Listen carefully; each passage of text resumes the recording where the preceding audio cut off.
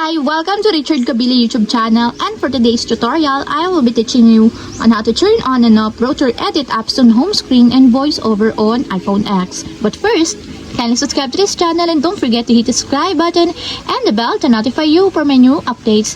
And let's start! Using your iPhone X from your home screen, first go to Settings. Then in the Settings, scroll down and find the Accessibility and then tap. Then after that, in the accessibility, go to vision section and then tap the voiceover. Then in the voiceover, scroll down again and then tap the rotor actions. Then in this part, in the rotor actions, find the edit apps on home screen, and as you will see, there's a switch button located on the side of it. Then all you have to do is just tap it to enable until it becomes green. And if you want to disable or turn off, just tap again the switch button, just like this. And that's it, we have successfully turned on and off rotor edit apps on home screen and voiceover on iPhone X. If you have a question, kindly comment down below and don't forget to hit the subscribe button and the bell to notify you for my new updates.